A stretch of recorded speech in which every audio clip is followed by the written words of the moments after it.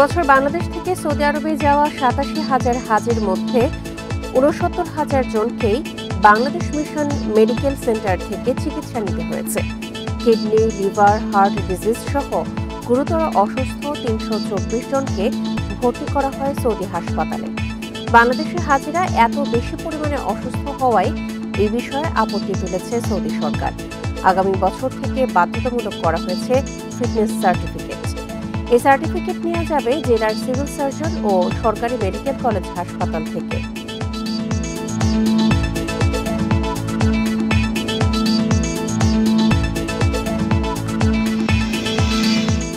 এই নিয়ে বিস্তারিত থাকছে সংবাদে। স্বাগত সকাল ৯টার বিরতিহীন ইন্ডিপেন্ডেন্ট সংবাদে। আপনাদের সাথে আছি সঞ্চারী মজিদ তমা। আর শুরুতেই জানিয়ে দিব প্রধান শিরোনামগুলো। জুলাই সনদ নিয়ে টালবাহানা চলছে, অভিযোগ এনসিপির। সীমান্তে হত্যা ও পুশিন বন্ধের দাবি।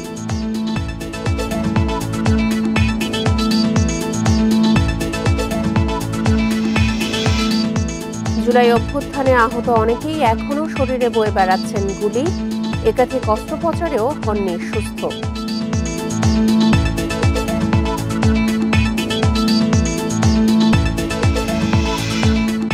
নির্বাচনের পোস্টার ছাড়া প্রান্তিক মানুষের কাছে পৌঁছানো কঠিন হবে, দাবি বিএনপির।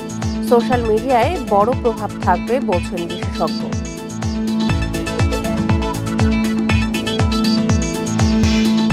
শুনছিলেন শিরোনাম, এবারে চলে যাচ্ছে পুরো খবরে। জুলাই ঘোষণাপত্র নিয়ে টালবাহানা চলছে বলে অভিযোগ করেছেন জাতীয় নাগরিক পার্টির আহ্বায়ক নাহিদ ইসলাম। শুক্রবার বিকেলে দিনাজপুরে জুলাই পদযাত্রা উপলক্ষে আয়োজিত জনসভায় এসব কথা বলেন তিনি। এর আগে পঞ্চগড় ও ঠাকুরগাঁওয়ের সমাবেশ শেষে পদযাত্রা নিয়ে দিনাজপুরে যান এনসিপির নেতাকর্মীরা। পদযাত্রার চতুর্থ দিনে উত্তরের ৩ জেলায় নানা কর্মসূচি পালন করে জাতীয় নাগরিক পার্টি। জুলাই পদযাত্রার চতুর্থ দিনে শনিবার পঞ্চগড় থেকে ঠাকুরগাঁও হয়ে দিনাজপুরে আসেন জাতীয় নাগরিক পার্টির নেতাকর্মীরা। এ উপলক্ষে দিনাজপুর ইনস্টিটিউট মাঠে আয়োজিত জনসভায় বক্তব্য রাখেন এনসিপির আহ্বায়ক নাহিদ ইসলাম। এ সময় জুলাই ঘোষণাপত্র নিয়ে টালবাহানা হচ্ছে বলে মন্তব্য করেন নাহিদ ইসলাম। বলেন, জুলাই ঘোষণাপত্র নতুন সংবিধানে যুক্ত করতে হবে। জুলাই সনদ নিয়ে টালবাহানা হচ্ছে, বলা হচ্ছে জুলাই ঘোষণাপত্রে নাকি কোনো সাংবিধানিক ভিত্তি থাকবে না। জুলাই ঘোষণাপত্র অবশ্যই সংবিধানে যুক্ত করতে হবে। আমরা সেই ২৪-এর গণ অভ্যুত্থানের অসম্পূর্ণ কাজ সম্পূর্ণ করার জন্যই মাঠে নেমেছি। এর আগে ঠাকুরগাঁয়ে আয়োজিত পদযাত্রায় নাহিদ ইসলাম বলেন, সীমান্তে নির্বিচারে হত্যা ও অবৈধ পুশিন হচ্ছে। যে কোনো মূল্যে সীমান্তে হত্যা বন্ধ সহ অবৈধ পুশিন বন্ধ করতে হবে। ভারতের যারা মুসলিম রয়েছে তাদেরকে অবৈধ অভিবাসী বলে বাংলাদেশে পুশিন করার চেষ্টা করা হয়। আমরা হুঁশিয়ারি দিতে চাই, এটা হাসিনার বাংলাদেশ নয়, এটা গণ অভ্যুত্থান পরে ছাত্র জনতার বাংলাদেশ। বাংলাদেশ পন্থীদের হাতেই বাংলাদেশ চলবে। ফলে এই সীমান্ত হত্যা যে কোনো মূল্যে আমরা বন্ধ করব। পঞ্চগড়ে জনসভায় ভোটারদের টাকার বিনিময়ে ভোট বিক্রি না করার আহ্বান জানান এনসিপির দক্ষিণাঞ্চলের মুখ্য সংগঠক হাসনাত আব্দুল্লাহ। আপনারা যদি 200 টাকা 300 টাকা দিয়ে ভোট বিক্রি করেন তাহলে যোগ্য নেতা কোনোদিনও আসবে না। মনে রাখবেন, আপনি একদিন আপনার ভোটটাকে বিক্রি করবেন আর আপনাকে 5 বছর ধরে নির্যাতন করবে। বিচার সংস্কার ও দেশ পুনর্গঠনের লক্ষ্যে ১ জুলাই থেকে ৩০ জুলাই পর্যন্ত পদযাত্রার অংশ হিসাবে উত্তরাঞ্চল সফর করছেন এনসিপির নেতাকর্মীরা। Independent news. সংগঠনের অভ্যন্তরে শৃঙ্খলা রক্ষার ক্ষেত্রে দলীয় নীতিতে কোনো ছাড় নেই বলে হুঁশিয়ারি দিয়েছেন বিএনপির সিনিয়র যুগ্ম মহাসচিব রুহুল কবির রিজভী। ইতোমধ্যে ৪ থেকে ৫ হাজার নেতাকর্মীর বিরুদ্ধে নেওয়া হয়েছে প্রশাসনিক ও সাংগঠনিক ব্যবস্থা। শুক্রবার দুপুরে নয়াপল্টনে বিএনপির কেন্দ্রীয় কার্যালয়ে এক সংবাদ সম্মেলনে তিনি এই তথ্য জানান। বিএনপি এবং দলের বিভিন্ন অঙ্গ সংগঠনের নেতাকর্মী যারা দলের নামে বা বিভিন্ন অঙ্গ সংগঠনের নামে, সহযোগী সংগঠনের নামে কোনো দুর্বৃত্ত চক্র গড়ে তোলা, অনৈতিক কোনো কাজের মধ্যে থাকা, এগুলো আমরা সন্ধান করে বা এই ঘটনা জানতে পেরে সাথে সাথে তার ব্যবস্থা নিয়েছে। নির্বাচনে ভোটকেন্দ্র দখল ও কালো টাকার খেলা হতে দেয়া হবে না বলে হুঁশিয়ারি করেছেন জামায়াতে ইসলামীর আমির ডাক্তার শফিকুর রহমান। শুক্রবার সন্ধ্যায় রংপুর জেলা স্কুল মাঠে দলের জনসভায় প্রধান অতিথির বক্তব্যে তিনি এই হুঁশিয়ারি দেন। জামায়াতের আমির বলেন, সুষ্ঠু নির্বাচনের জন্য যে সংস্কার প্রয়োজন সেটিও আদায় করা হবে। দীর্ঘ ১৭ বছর পর শুক্রবার রংপুর জেলা স্কুল মাঠে জনসভার আয়োজন করে জামায়াতে ইসলামী। জুম্মার পর বিকেল ৩টায় শুরু হওয়ার কথা থাকলেও দুপুরের আগে থেকে নেতাকর্মীদের সমাগমে কানায় কানায় পূর্ণ হয়ে যায় স্কুল মাঠ। সন্ধ্যায় জনসভায় আসেন জামায়াতের আমির ডাক্তার শফিকুর রহমান। এ সময় তিনি বলেন, নির্বাচনকে ঘিরে নানা ষড়যন্ত্র চলছে। নির্বাচনের সময় কেউ যেন কোনো অপকর্ম করতে না পারে, সেজন্য তরুণদের মাঠে থাকার আহ্বান জানান জামায়াতের আমির। কেউ যদি আওয়ামী ফ্যাসিবাদ আমলের নির্বাচনের স্বপ্ন দেখে থাকেন, আমরা বলবো মহান আল্লাহর সাহায্যে আমরা সেই স্বপ্নকে দুঃস্বপ্নে পরিণত করবো। এ স্বপ্ন বাস্তবায়ন হতে দেওয়া হবে না।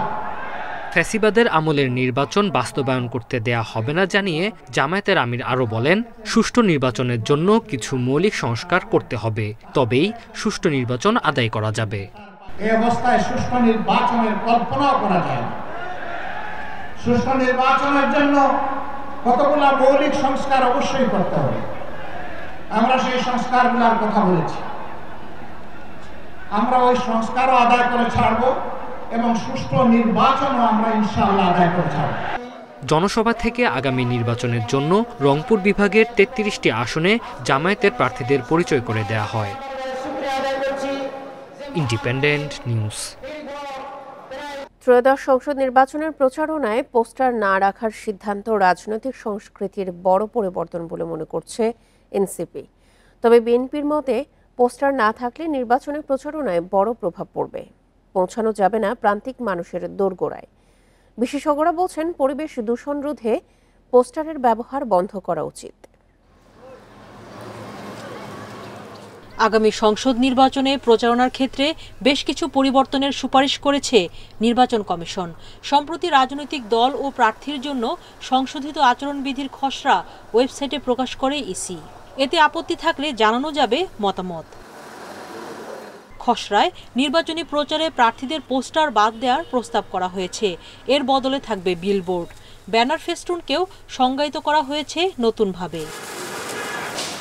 সামাজিক যোগাযোগ মাধ্যমে প্রচারণায় বৈদেশিক বিনিয়োগ না করা হয়েছে। আচরণবিধি না মানলে জরিমানা ৩ গুণ বাড়িয়ে ১.৫ লাখ টাকার বিধান রাখা হয়েছে।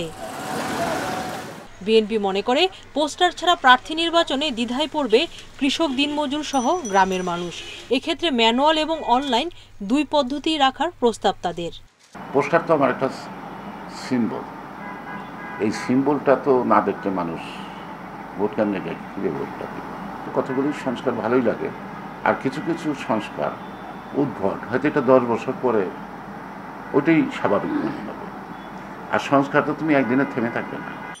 জাতীয় নাগরিক পার্টি এনসিপি মনে করে, নির্বাচনী প্রচারে পোস্টার থাকলে খরচ বাড়ে, কিন্তু সব প্রার্থীর একরকম সঙ্গতি থাকে না। প্রত্যেকটি সোশ্যাল মাধ্যমে কিন্তু সবার কাছে এখন বেশ গ্রহণযোগ্য এবং সবাই সেটি ব্যবহার করছে।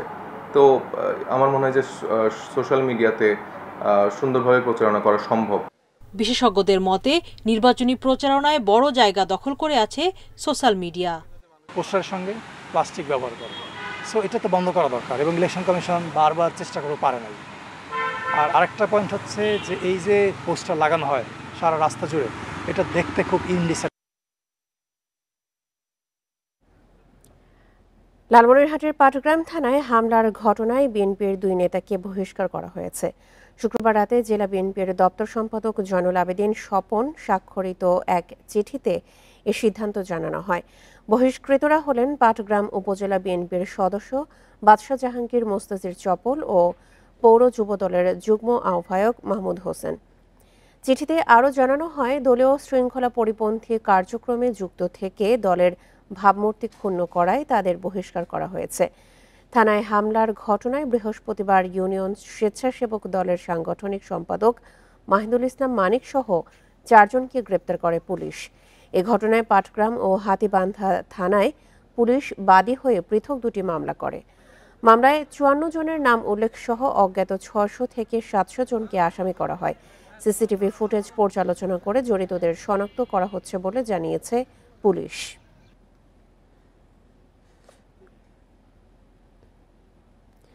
আগামী বছর থেকে ফিটনেস সার্টিফিকেট ছাড়া সৌদি আরবে যেতে পারবে না বাংলাদেশি হজ যাত্রীরা। বাংলাদেশ থেকে কিডনি ক্যান্সার সহ জটিল রোগ নিয়ে হজ পালন করতে গিয়ে মারাত্মক অসুস্থ হয়ে পড়ছেন হজ যাত্রীরা। এ কারণে ফিটনেস পরীক্ষার সিদ্ধান্ত নিয়েছে সৌদি সরকার। চলতি বছর ৮৭,০০০ হাজির মধ্যে সৌদি আরবে চিকিৎসা নিতে হয়েছে ৬৯,০০০ জনকে।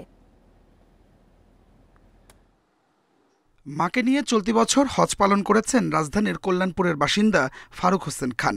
সৌদি আরবে ভালোভাবে হজ পালন করতে পারলেও দেশে আসার কয়েকদিন আগে অসুস্থ হয়ে পড়েন তার মা। বাংলাদেশ মিশন মেডিকেল সেন্টারে চিকিৎসকদের পরামর্শে ভর্তি হন কিং ফাহাদ হাসপাতালে।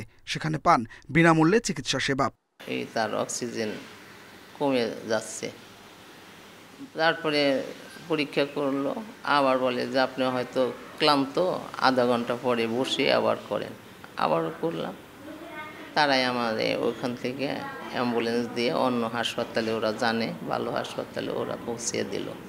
এবার ৮৭,০০০ হাজির মধ্যে ৬৯,০০০ জন বাংলাদেশ মিশন মেডিকেল সেন্টার থেকে চিকিৎসা নিয়েছেন, যাদের মধ্যে ৩২৪ জনকে ভর্তি করা হয়েছে স্থানীয় হাসপাতালে। এই ৪-৫ দিন থাকাকালীন আমি ডক্টর এবং নার্সদের যে সেবা পেয়েছি এটা আসলে মানে বর্ণনাতীত, এবং এই সম্পূর্ণ সার্ভিসটা আমরা ফ্রি পেয়েছি হাজি হিসাবে। বাংলাদেশ থেকে যাওয়া হাজিদের মধ্যে অনেকে কিডনি ক্যান্সার সহ বিভিন্ন জটিল রোগে আক্রান্ত ছিলেন। অনেকে বয়সের কারণে সেখানে গিয়ে অসুস্থ হয়েছেন। বাংলাদেশের সঙ্গে দ্বিপাক্ষিক বৈঠকে বিষয়টি নজরে এনেছে সৌদি সরকার। সাফ জানিয়ে দিয়েছে আগামী বছর থেকে বাংলাদেশি হজযাত্রীদের জন্য লাগবে ফিটনেস সার্টিফিকেট। অনেক পরিমাণ হজযাত্রী অসুস্থ ছিলেন, তাদেরকে হাসপাতালে ভর্তি করতে হয়েছিল এবং মাসায়েরে বিশেষ করে আরাফাতে তাদেরকে অ্যাম্বুলেন্স সার্ভিস দিয়ে তাদের হজটা করতে হয়েছিল। সে কারণে সৌদি সরকার এই বিষয়টা নিয়ে খুব কনসার্ন যে বাংলাদেশের অসুস্থ হজযাত্রীর সংখ্যা অনেক বেশি। আমাদের যে পরীক্ষা, স্বাস্থ্য পরীক্ষা, সেটি সম্পর্কে তারা প্রশ্ন তুলেছেন। সৌদি আরবের এমন সিদ্ধান্তের পর কাজ শুরু করেছে ধর্ম মন্ত্রণালয়। হজযাত্রীরা ফিটনেস সার্টিফিকেট নিতে পারবেন সিভিল সার্জন অফিস এবং সরকারি মেডিকেল কলেজ হাসপাতাল থেকে। অনেক রোগী চলে যাচ্ছে যারা ওখানে গিয়েই ডায়ালিসিস করতে হয়, তারপরে ক্যান্সারের রোগী আছে, হার্টের রোগী আছে। এসব কারণে ওরা বলছে যে তোমরা একটা ফিটনেস সার্টিফিকেট দিয়ে যাচাই করে তারপরে আমরা এই বিষয়ে আমাদের স্বাস্থ্য সচিব মহোদয়কে একটা ডিউ লেটার লিখছেন, এটা আমরা খুব শীঘ্রই দিয়ে দিব আর কি। হজ পালন করতে গিয়ে এবার সৌদি আরবে মারা গেছেন ৪২ জন বাংলাদেশি। অসুস্থ হয়ে এখন স্থানীয় হাসপাতালে ভর্তি আছেন ২২ জন।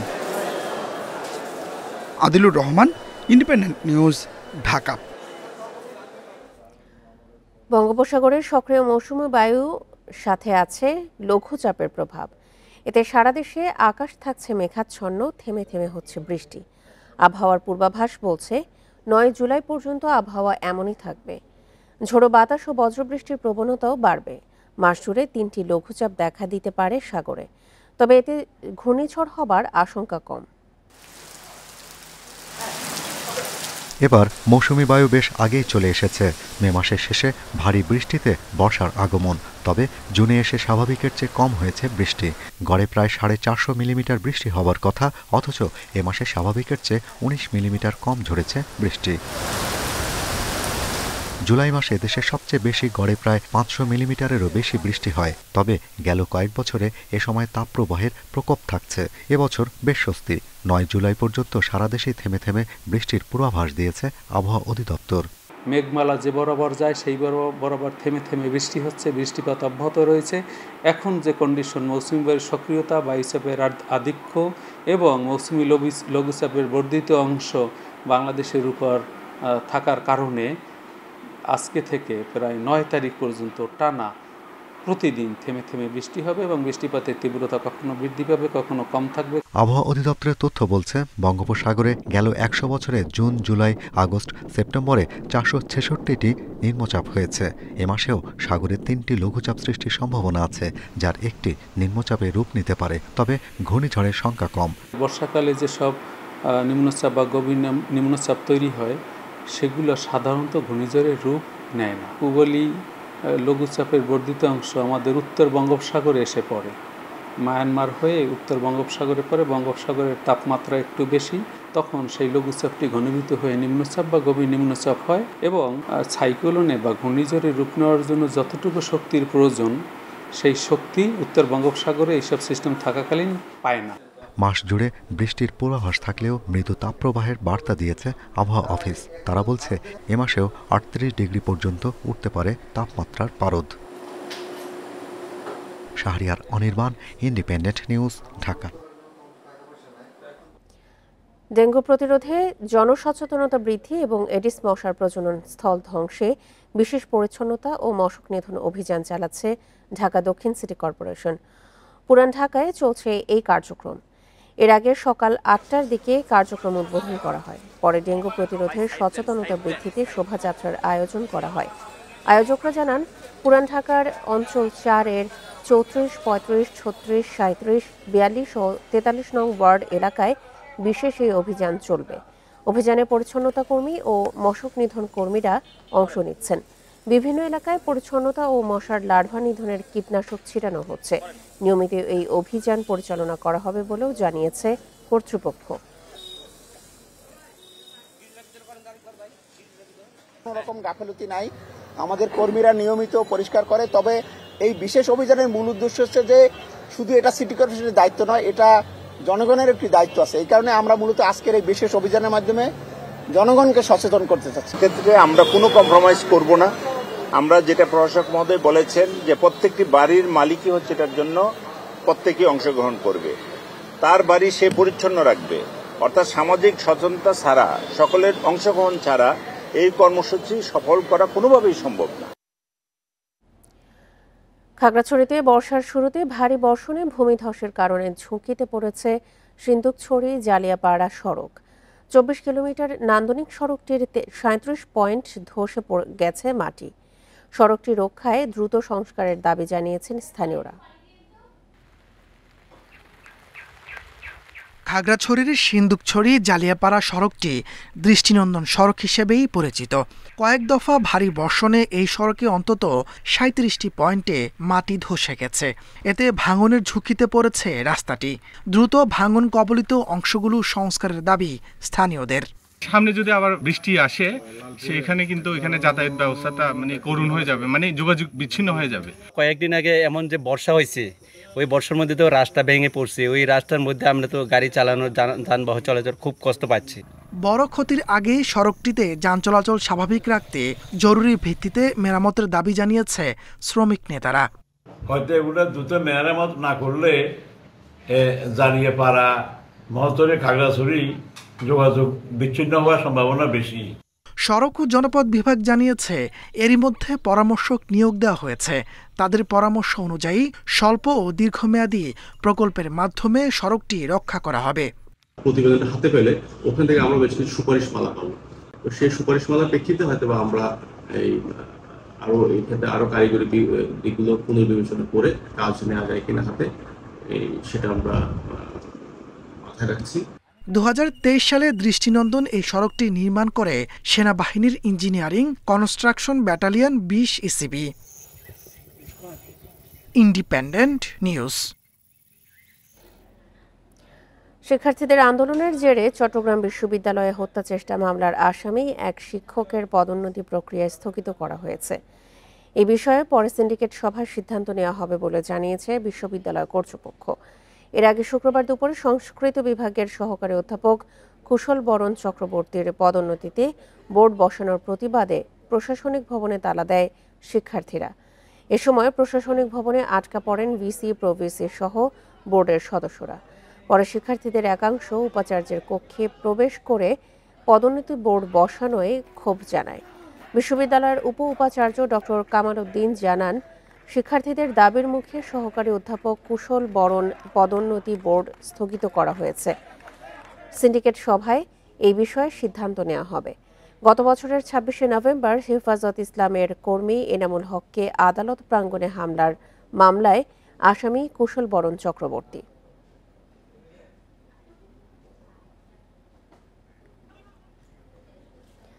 রাজধানীর তেজগাঁও শিল্পাঞ্চলে ডাকাতির ঘটনায় 4 লাখ সৌদি রিয়াল ও 3টি মোটরসাইকেল সহ 13 জনকে গ্রেপ্তার করেছে তেজগাঁও শিল্পাঞ্চল থানা ও ডিবি পুলিশ। 1 জুলাই তেজগাঁওয়ের কেন্দ্র ঔষধাগারের সামনে 10 থেকে 12 জন মুখোশধারী ডাকাত দেশীয় অস্ত্র নিয়ে একটি প্রাইভেট কারের গতিরোধ করে। অস্ত্রের মুখে একটি ট্রাভেল এজেন্সির নগদ 4,91,500 সৌদি রিয়াল সহ বেশ কিছু বৈদেশিক মুদ্রা নিয়ে যায়। টাকায় যার মূল্য প্রায় 1,64,00,000 টাকা। এই ঘটনায় পুলিশ তুহিন নামে একজনকে আটক করে। পরে তার তথ্যে আরও 12 জনকে গ্রেপ্তার করে আইনশৃঙ্খলা বাহিনী।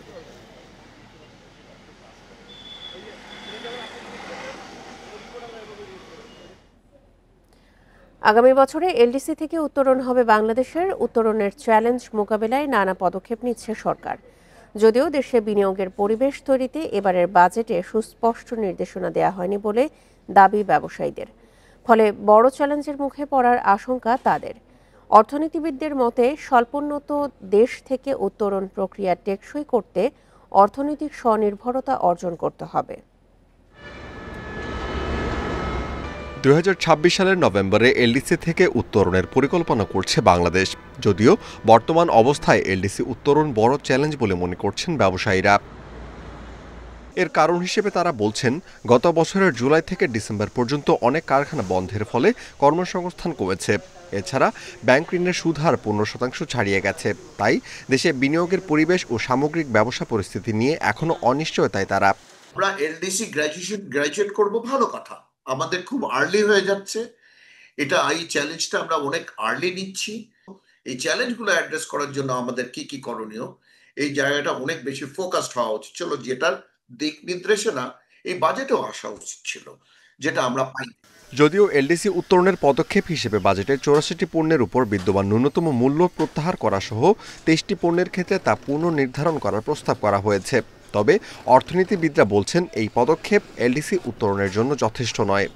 প্রকৃতপক্ষে যা নেওয়ার কথা অনেক আগে থেকে, সেগুলা কিন্তু ভিজিবল হওয়ার কথা, সেই জায়গাটুকু কিন্তু আমরা দেখতে পাচ্ছি না। শুধুমাত্র যে ট্যারিফ তা নয়, অভ্যন্তরীণ যে ইনসেন্টিভ সেই জায়গাও উঠে যাবে। অতএব ব্যবসায়ীদেরকে ব্যবসায় প্রতিযোগী হওয়ার জন্য কি করা উচিত, সেটা হচ্ছে যে আমাদের মূল্যস্ফীতিকে কমাতে হবে।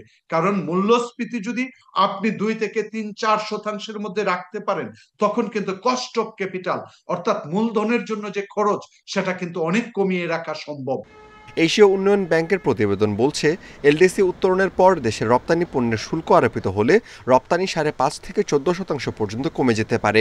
এই বাস্তবতায় দেশের রপ্তানি সক্ষমতা বৃদ্ধির বিকল্প নেই বলে মনে করছে সংস্থাটি। Amirul Islam, independent News, Dhaka. বগুড়ায় যমুনা নদীর ডান তীরের ভাঙনে সারিয়াকান্দির ইছামারা এলাকায় হুমকির মুখে পড়েছে বন্যা নিয়ন্ত্রণের মূল বাঁধ। এ অবস্থায় সবকিছু হারানোর আশঙ্কায় স্থানীয়রা। ভাঙন রোধে দ্রুত ব্যবস্থা নেওয়ার দাবি জানিয়েছেন ভুক্তভোগীরা।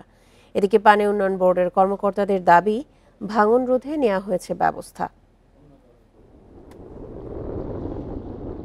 2 বছর আগে যমুনা নদীর ভাঙনে ইছামারা ও ফকিরপাড়া এলাকায় বাড়িঘর ও শতবিঘা ফসলি জমি বিলীন হয়ে যায়। এরপর তীর রক্ষায় কাজ শুরু করে পানি উন্নয়ন বোর্ড। নদী ভাঙন ঠেকাতে প্রায় 12 কোটি টাকা ব্যয়ে জিও ব্যাগ ফেলা হলেও তা কাজে আসেনি।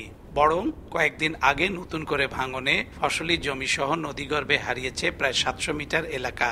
হুমকির মুখে বন্যা নিয়ন্ত্রণ বাঁধ, আর এ নিয়ে আতঙ্কে স্থানীয়রা।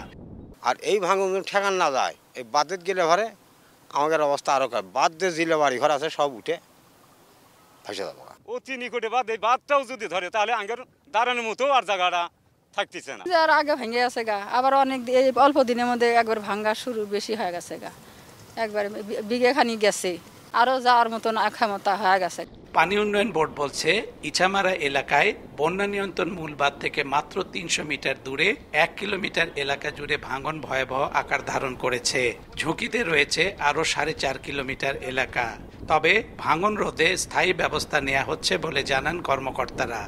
শেখ আমলপুর থেকে ডাউন স্ট্রিম পর্যন্ত প্রায় 4 কিলোমিটার অরক্ষিত আছে, ভাঙন প্রবণ আছে।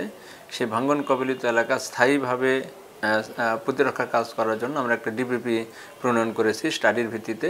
সেই ডিপিপি ব্যয় দাঁড়িয়েছে 1750 কোটি। এই ডিপিপিটা অনুমোদন হলে এই 4 কিলোমিটার স্থায়ীভাবে প্রতিরক্ষা করা সম্ভব হবে। বন্যা নিয়ন্ত্রণ বাঁধটি ভেঙে গেলে বগুড়া ও সিরাজগঞ্জের অন্তত 5টি উপজেলায় স্কুল, মসজিদ সহ নানা অবকাঠামো ও ফসলি জমি ক্ষতিগ্রস্ত হবে। Hasibur Rahman, Independent news, Sariakandi, Bogura.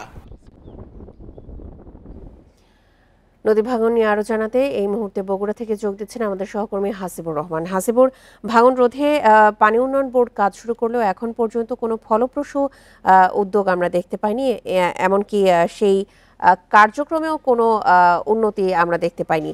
এখন পর্যন্ত কি অবস্থা দেখতে পাচ্ছেন, আর পরবর্তী পদক্ষেপ কি হবে পাও বোর্ড?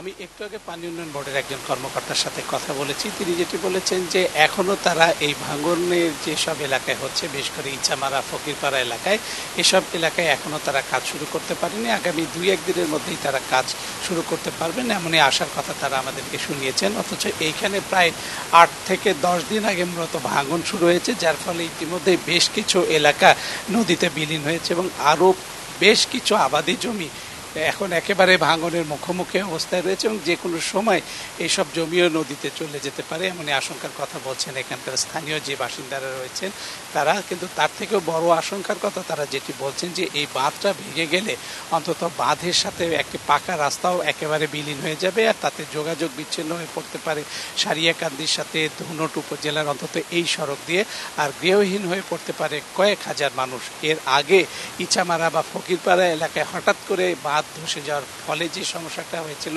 তখন প্রায় 2000-এর মতো মানুষ এখানে তারা বাড়িঘর হারিয়ে ফেলেছিলেন।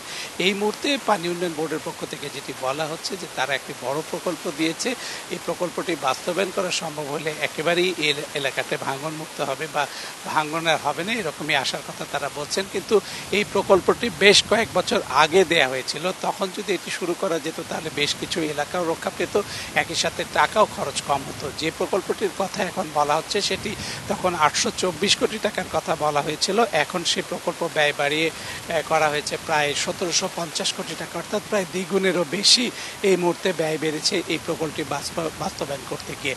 আর একই সাথে যে সমস্যাটি এই এলাকায় হচ্ছে সেটি হলো সাধারণ মানুষের দুর্ভোগ। সব মিলে এখানে বিপুল পরিমাণ গবাদি পশু রয়েছে, এইসব গবাদি পশু যেমন বিচরণ করার ক্ষেত্রে একটা বড় সমস্যা হয়, বড় বড় এলাকা নদীতে তলিয়ে যাওয়ার কারণে ঘাস বা খাবার গবাদি পশুর খাবারের একটা সমস্যা হয়। একই সাথে এই এলাকার লোকজনের বারবার স্থানান্তর করার ফলে তাদেরকে প্রতি বছরই বড় ধরনের সমস্যায় পড়তে হচ্ছে। সব মিলিয়ে আমাদের কাছে যেটি মনে হয়েছে যে এই প্রকল্পটি খুব দ্রুত শুরু করা দরকার, যে প্রকল্পের কথা বলা হচ্ছে, একই সাথে ভাঙনের রোধে এখনই কাজ শুরু করা দরকার, না হলে যে কোনো মুহূর্তে এই এলাকায় বাঁধকে বিলীন হতে পারে। এখন যে এলাকায় ভাঙন চলছে সেখান থেকে মাত্র 200 থেকে 250 মিটার দূরেই রয়েছে বন্যা নিয়ন্ত্রণ মূল বাঁধটি, যে বাঁধটি এখন সবচেয়ে বড় সংখ্যার কারণ হয়ে দাঁড়িয়েছে এই এলাকার মানুষের কাছে। যমুনা নদীর ভাঙনের খবর নিয়ে জানাচ্ছিলেন বগুড়া থেকে আমাদের সহকর্মী হাসিবুর রহমান। কিশোরগঞ্জের ঐতিহাসিক পাগলা মসজিদে দানকারীদের সুবিধার্থে অনলাইন ডোনেশনের ব্যবস্থা করেছে মসজিদ কর্তৃপক্ষ। শুক্রবার বেলা 11টায় মসজিদ প্রাঙ্গণে আনুষ্ঠানিকভাবে ওয়েবসাইট ও অনলাইন ডোনেশনের উদ্বোধন করেন মসজিদ কমিটির সভাপতি ও জেলা প্রশাসক ফৌজিয়া খান। এ সময় তিনি জানান, এখন থেকে ঘরে বসেই যে কেউ দান করতে পারবেন এই মসজিদে। প্রবাসী ও দেশের দূর দূরান্তের দানকারীদের সুবিধার্থে এই উদ্যোগ নেওয়া হয়েছে। পাগলা মসজিদের দান বাক্সে প্রতি 3 থেকে 4 মাস পর পাওয়া যায় কয়েক কোটি টাকা। এছাড়াও বিপুল পরিমাণ স্বর্ণালংকার ও বিদেশি মুদ্রা মিলে দান বাক্সে। দানের অর্থ দিয়ে মসজিদের স্থানে আন্তর্জাতিক মানের কমপ্লেক্স বানানোর কাজে ব্যয় হবে বলে জানিয়েছে কর্তৃপক্ষ।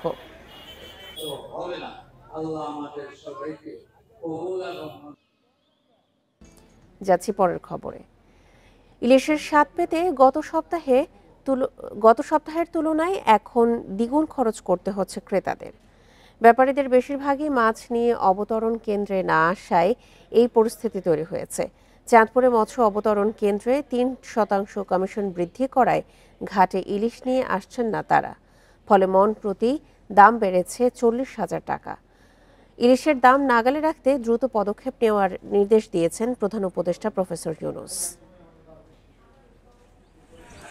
চলতি মৌসুমে চাঁদপুরের মৎস্য অবতরণ কেন্দ্রে ৩ দফা বেড়েছে ইলিশের দাম। এক সপ্তাহের ব্যবধানে ছোট ও মাঝারি সাইজের ইলিশ মন প্রতি ৮০,০০০ টাকা বেড়ে বিক্রি হচ্ছে ১,২০,০০০ টাকায়। কেজি প্রতি গড়ে ২,০০০ টাকার নিচে মিলছে না কোনো ইলিশ। আমদানি কম থাকলে এটা বাড়বে, এটা কাঁচামালের ক্ষেত্রে নির্ধারিত কোনো হয় না। পাইকারি বিক্রেতাদের অভিযোগ, ঘাট পরিচালনা বাবদ ব্যাপারীদের কাছ থেকে মন প্রতি ৮০০ টাকা নেওয়া হতো। তবে খরচ মেটানো সম্ভব নয় এমন অজুহাতে জুলাই মাস থেকে ৩% কমিশন বৃদ্ধি করে মৎস্য বণিক সমিতি। এতে ঘটে বিপত্তি। আগে মনে করেন ৪২ কেজি ৫০০ দিয়ে দিত, এখন ৪২ কেজি তো করছে, তাহলে অবশ্যই এটা আপনার জেলেদেরকে একটা পার্সেন্টেজ দেওয়া হয়েছে না, আধা কেজি কমাই দিছে। ওই হিসাবে মনে করেন একটা আড়তদারিটা মনে করেন কিছুটা একটু বাড়ায় নিছে। জেলে যদি মাছ বেশি পায় অটোমেটিক দাম কমতে থাকে। তবে বিক্রেতাদের অভিযোগ নাকচ করেছে মৎস্য বণিক সমিতি। তাদের দাবি, নদীতে মাছ পাচ্ছে না জেলেরা। গড়ে ১০ থেকে ১৫ জন ব্যাপারী ইলিশ নিয়ে আসছে ঘাটে। কমিশন সিস্টেম করা বলতে আগে একটা মন করা দালালি ছিল, এখন শতকরা দালালি হবে। সারা বাংলাদেশে যেভাবে চলে যাবে, পার্টি মাছ নিয়ে আসতো, এখন ২০ জনে নিয়ে আসে। দিন দিন কমতেছে, মাছ কমতেছে, পার্টি কমতেছে, মাছ বাড়লে আবার পার্টি বাড়বে। ইলিশের দাম নির্ধারণের জন্য প্রস্তাব মন্ত্রণালয় পাঠিয়েছেন জেলা প্রশাসক। পরে দাম নিয়ন্ত্রণে মৎস্য ও প্রাণিসম্পদ মন্ত্রণালয়কে দ্রুত পদক্ষেপ নিতে নির্দেশ দিয়েছেন প্রধান উপদেষ্টা ডক্টর মোহাম্মদ ইউনূস। মূল্য নির্ধারণের বিষয়টাতে মন্ত্রণালয় যদি আমার কাছে স্পেসিফিক পরামর্শ চায় বা মতামত চায় যে আসলে কি পদ্ধতিতে আমরা করতে পারি, সেই ক্ষেত্রে হয়তো আমি তাদেরকে পরামর্শ দিব। আপাতত তারা যদি উদ্যোগটা নেয় তবে আমরা হয়তো বাকি কাজটা করতে পারবো আর কি। গেল কয়েকদিন ধরে নোয়াখালী, হাতিয়া, সন্দ্বীপ, বরিশাল থেকে ইলিশ নিয়ে ঘাটে আসছে না জেলে ও ব্যাপারীরা। Independent news. বরিশালের মোকামগুলোতেও দেখা দিয়েছে ইলিশের সংকট। পর্যাপ্ত ইলিশ না পাওয়ার অজুহাতে বেড়েছে দাম। মন প্রতি বেড়েছে ৫,০০০ ও কেজিতে ২০০ থেকে ৩০০ টাকা। এ নিয়ে আরও জানাতে বরিশাল থেকে যোগ দিয়েছেন সহকর্মী আল আমিন। বরিশালের মোকামগুলোতেও ইলিশের সংকটের কথা বলা হচ্ছে এবং দামও দেখা যাচ্ছে যে মধ্যবিত্ত নাগালের বাইরে চলে যাচ্ছে। এ নিয়ে পরবর্তী পদক্ষেপ কি হতে পারে, ব্যবস্থা কি নেওয়া হয়েছে?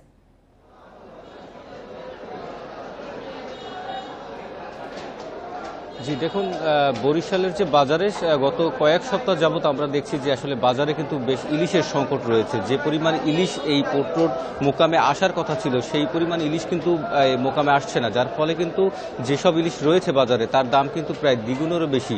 অর্থাৎ প্রতি মণ ইলিশে কিন্তু আমরা দেখেছি ৫,০০০ টাকা, আজকে ৫,০০০ টাকা কিন্তু বেড়েছে এবং কেজিতে বেড়েছে ২০০ থেকে ৩০০ টাকা। আজকে যদি চিত্রটি আমি একটু দেখাই, যে মোকামটিতে আমরা রয়েছি বরিশালের সবচেয়ে বড় পাইকারি মোকাম, এখানে কিন্তু ইলিশের বেশ আনাগোনা হয়। সেই ক্ষেত্রে কিন্তু এই বাজারেই কিন্তু আসলে ইলিশ নেই, যার ফলে কিন্তু এখানে যে যারা বিক্রেতারা রয়েছেন, যারা আসলে গদি নিয়ে বসেছেন, তারা কিন্তু আসলে বলছেন যে মাছ না থাকার কারণে কিন্তু এই দাম বৃদ্ধি পাচ্ছে। তাদের যে অভিযোগ, তারা বলছেন যে এই মৌসুম শুরু হওয়ার পর থেকেই কিন্তু বিভিন্ন সময় বৃষ্টি এবং সাগর এবং নদীতে সংকেত থাকার কারণে কিন্তু জেলেরা মাছ ধরতে যেতে পারছে না, যার ফলে কিন্তু বরিশালের এই মোকামগুলোতে কিন্তু ইলিশ মিলছে না এবং ইলিশ কিন্তু একেবারেই নেই বললেই চলে এই বাজারটিতে। আমরা সকালবেলা এখানকার যে ব্যবসায়ী রয়েছে তাদের সাথে কথা বলেছিলাম, তারা যেটি বলছেন যে ইলিশ যে পরিমাণ আসার কথা ছিল, অর্থাৎ ৫০ থেকে ৬০ মণ ইলিশ এখানে আসছে, তাও কিন্তু ধাপে ধাপে এই ইলিশগুলো আনা হচ্ছে এবং এই বাজারে কিন্তু প্রায় ৪০০ থেকে ৫০০ মণ ইলিশ প্রতিদিন কিন্তু এখানে আনা হতো। সেক্ষেত্রে কিন্তু এখন কিন্তু কোনো, আমরা এখানে ১ ঘন্টা অবস্থান করেছি, ১ ঘন্টার মধ্যে আমরা কোনো বোট এই অবতরণ কেন্দ্রে আসতে দেখিনি এবং সেখানে কিন্তু আমরা ইলিশও দেখিনি।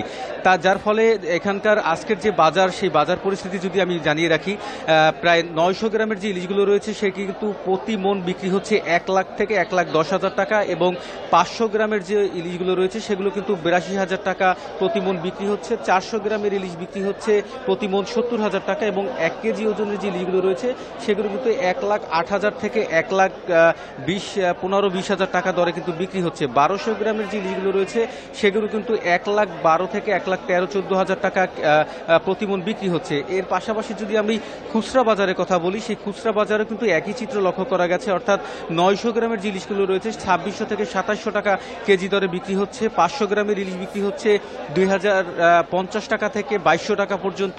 400 গ্রামের ইলিশ বিক্রি হচ্ছে 1750 থেকে 1850 টাকা পর্যন্ত, এবং 1 কেজির যে ইলিশগুলো রয়েছে সেগুলো কিন্তু 2700 থেকে 2800 টাকা দরে বিক্রি হচ্ছে। এখানে আমরা যখন কথা বলেছিলাম ব্যবসায়ীদের সাথে, তারা যেটি বলছেন গত কয়েক সপ্তাহের ব্যবধানে কিন্তু বরিশালের বাজারে যে ইলিশ রয়েছে সেগুলো কিন্তু 200 থেকে 300 টাকা পর্যন্ত বৃদ্ধি পেয়েছে, এবং এই মোকামের বাইরের যে বাজারগুলো রয়েছে সেখানে কিন্তু এর চেয়েও আরও বেশি দামে কিন্তু বিক্রি হচ্ছে ইলিশ। ক্রেতারা যেটি বলছেন যে আসলে তাদের কিন্তু নাগালের বাইরে রয়েছে মাছ, তারা কিন্তু আসলে তারা যে মাছগুলো আসলে বিক্রি করছেন সেই মাছগুলো কিন্তু আসলে স্থানীয় নদী থেকে যেগুলো সংগ্রহ করা হচ্ছে সেই মাছগুলো কিন্তু এই পোর্ট রোড মোকামে আনা হচ্ছে, যার ফলে কিন্তু বাড়তি দামেই ক্রেতাদের এখান থেকে কিনতে হচ্ছে। এবং ক্রেতারা আরেকটি অভিযোগ জানিয়েছেন যে আসলে বাজার মনিটরিং হচ্ছে না, যার ফলে কিন্তু মাছের দাম বৃদ্ধি পেয়েছে। তো এই ছিল আমার কাছে বরিশাল থেকে।